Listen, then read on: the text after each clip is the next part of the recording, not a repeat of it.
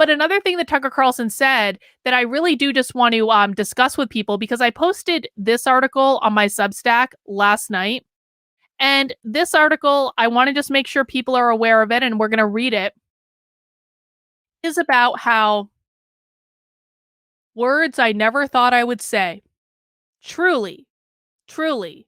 Words I would never thought I would say. Tucker Carlson was talking about the idea of how if we are celebrating abortion, that like that is a sacrifice. We are literally celebrating child sacrifice. And I got to tell you guys, for those of you who are new to me and maybe you weren't following along, last week I released photographs of a self-managed abortion tour that I went on at a socialist reproductive justice conference last weekend. You can find that information on my Substack. You can also find the clips on my YouTube channel, and on my second YouTube channel, my clip channel. You can find all the information.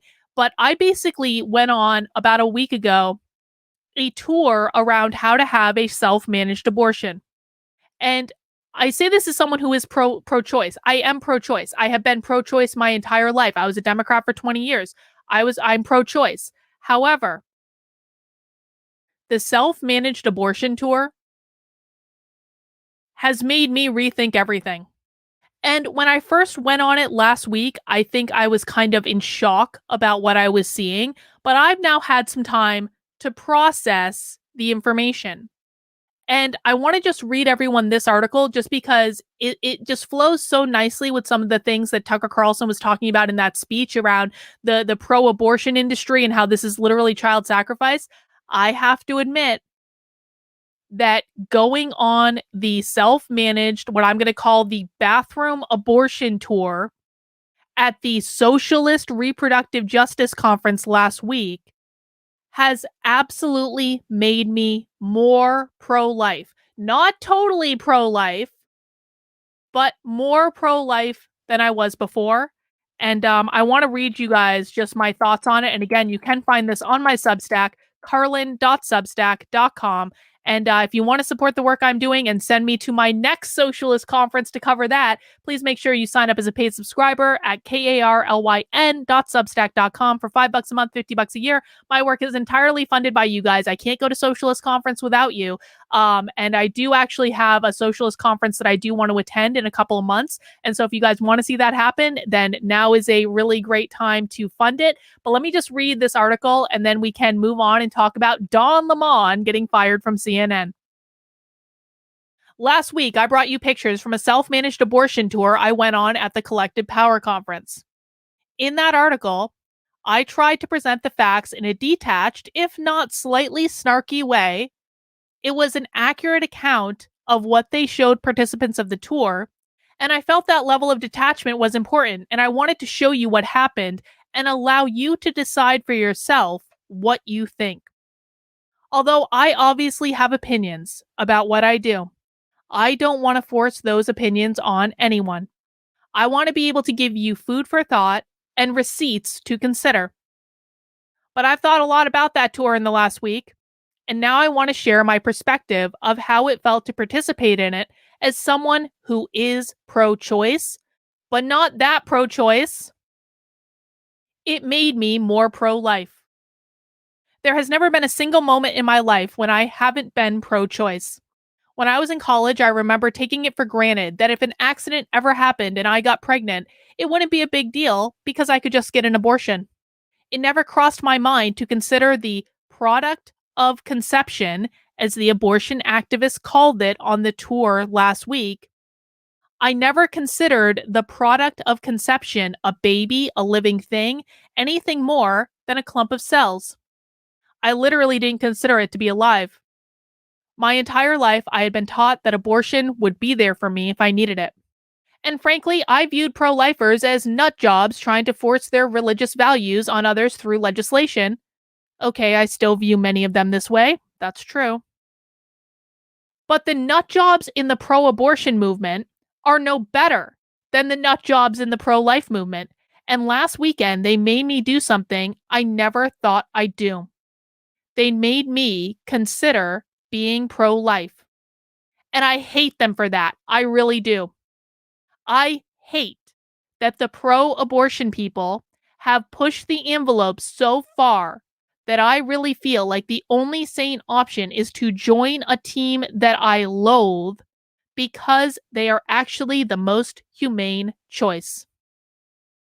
I believe options for safe, legal, and rare abortions are necessary. My reasoning is simple. As a woman who has been raped, I never want to take that choice away from women. Pro-lifers seem to believe that the day after you're raped, you just get up and skip on down to the CVS to pick up your morning after pill before heading to the police station to report your rape. Trust me, it doesn't work like that. And I say that as someone who couldn't get out of bed for days, and it took probably 3 months for me to process what happened to me when it happened.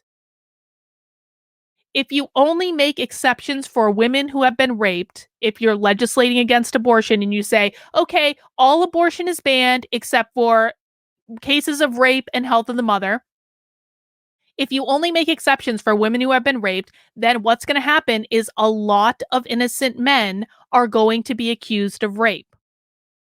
So that's not ideal either.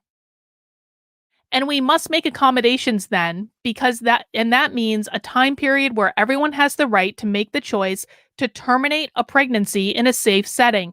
No one is forced to do anything that they don't want to, but the option is there. We also need to protect people who have legitimate medical concerns that would force them to make what would likely be the hardest decision of their lives. Safe and legal abortion is necessary, but that doesn't mean it should be celebrated. It's a sad thing. Pro-choice, I can get behind. Pro-abortion, I cannot. And somewhere along the line, the pro-choice movement morphed into the pro-abortion movement. When I went on the self-managed abortion tour last week, here's the person who gave me the tour. Kim here, who is retweeting a cake. This is real. This wasn't just a shocking image that I used in the header image. The woman who gave me the self-managed abortion tour literally retweeted an image of a cake that says, fuck you, we will always have abortions. That's a real post. She was a nice enough lady on the tour, but that's a literal cake celebrating abortion. That's gross. Who does that? But it's not as gross as their attitude towards bathroom abortions. I'm going to call self-managed abortions bathroom abortions for the rest of this essay because that's what they are. You are literally expelling a product of conception into the toilet in your bathroom. Remember, this is the lady who gave me the bathroom abortion tour, literally wearing the name of the abortion pills on her t-shirt to celebrate them. On the tour, she told us that MIF stands for mifepristone and miso stands for misoprostol. But she didn't tell us what the pills do or how they work together. I learned that later. Mifepristone kills the baby you're carrying. And after it's dead, misoprostol forces you to have contractions to force the product of conception from your body. You have severe cramps as this is happening, much worse than the average period. The abortion activists call this pregnancy relief and a ritual of release. And I'll show you evidence of that in a second. That's quite literally what they call this. A ritual of release. As someone who practices the art of woo, I've done plenty of rituals of release. I've done rituals to release anger, heartache, negative feelings, even cord-cutting rituals to release individuals from me and me from them. I suppose you could call a bathroom abortion a cord-cutting ritual. But when I do a cord-cutting ritual, I mean a spiritual or metaphysical cord, not the cutting of something that is attached to me in the physical plane. When you do your ritual of release of the product of conception, the guy told me that the bleeding is more than a normal period. A friend later told me that women should not look in the toilet during a bathroom abortion because it's not just that there's more blood. It's that there's more than just blood in what you're releasing from your body. Because remember, you're expelling the baby, even a little tiny one, from, so you're literally expelling body parts, is what I was told.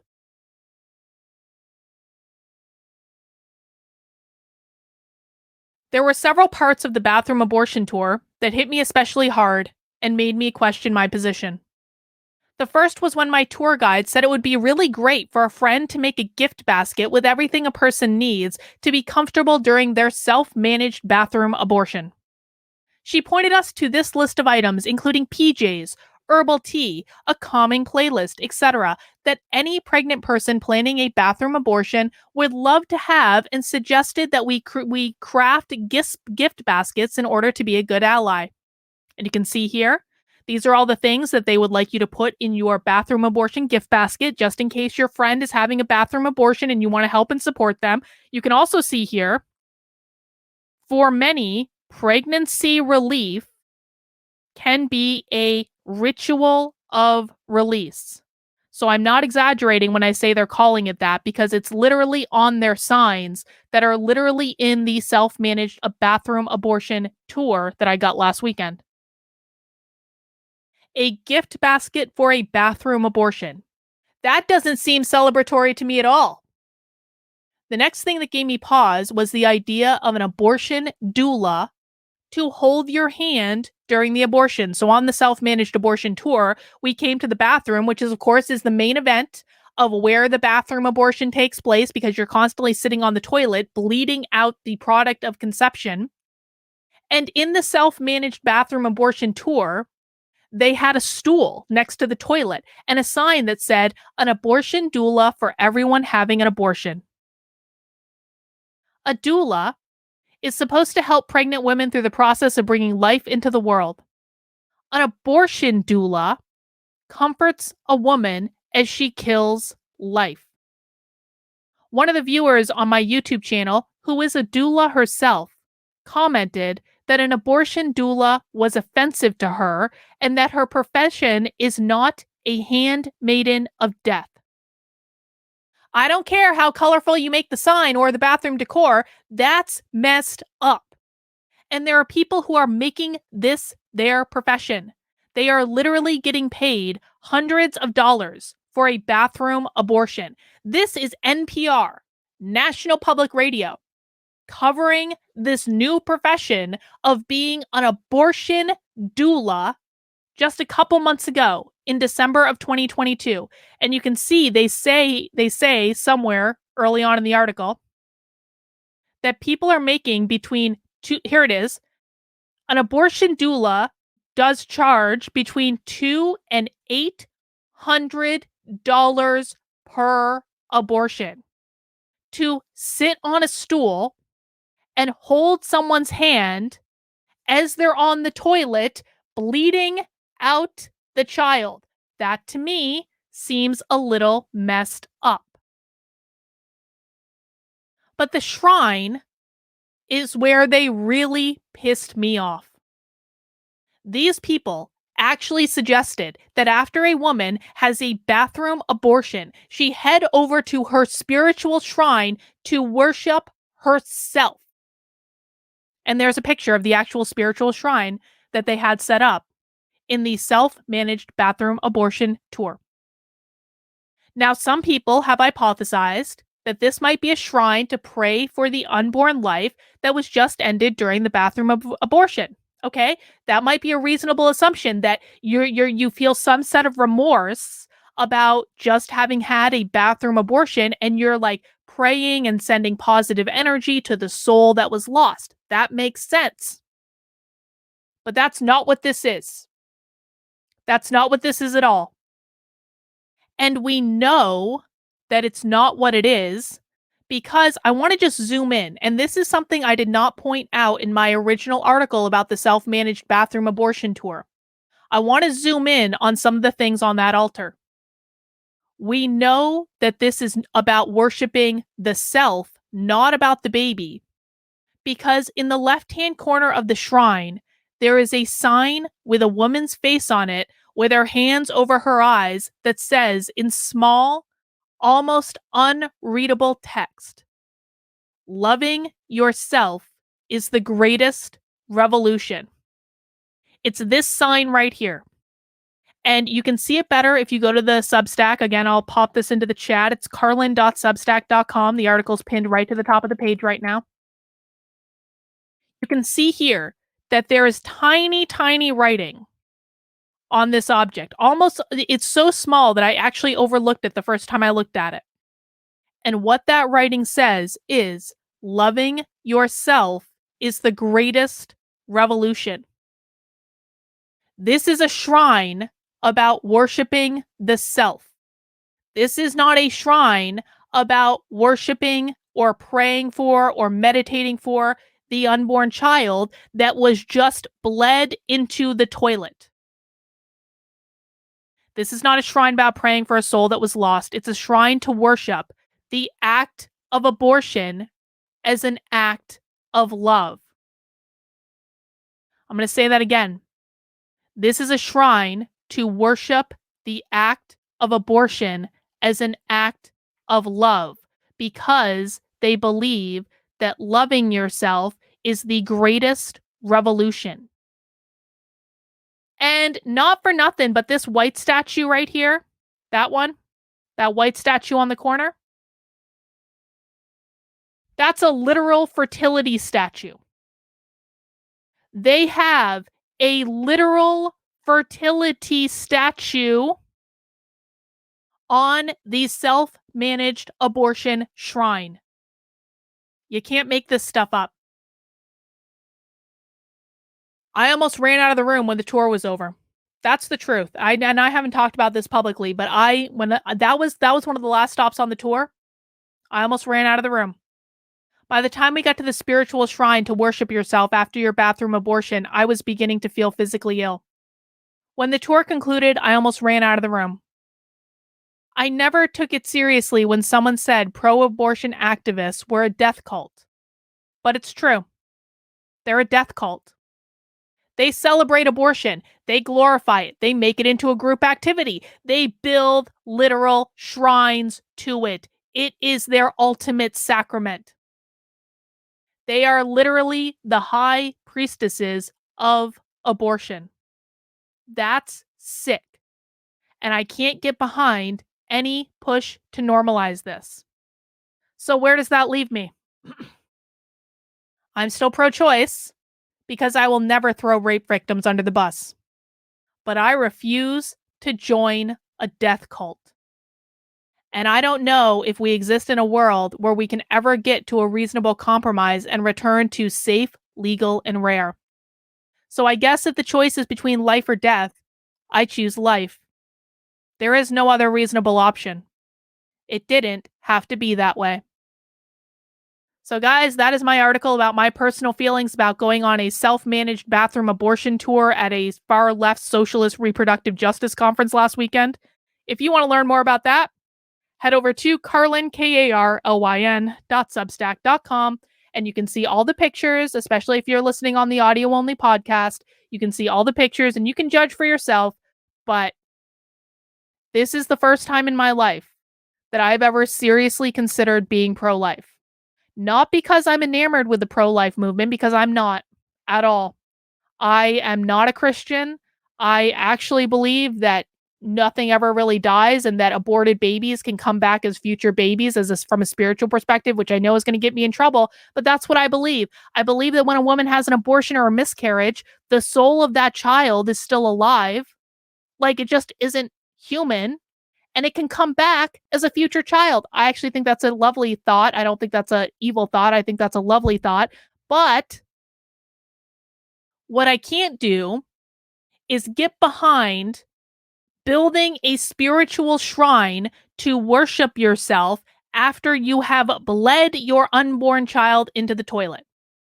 And to have a literal cult that is celebrating this and baking cakes for it and doing God knows what. I can't. I really can't. And so I wanted to share that article with everyone. That's my perspective. Again, still pro-choice because reasons. but it really did make me look at it differently. And I hope that you guys see it differently as well. And let me know on the Substack if you have thoughts about that.